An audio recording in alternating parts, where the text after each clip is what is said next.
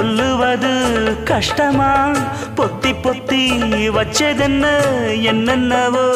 இஷ்டமா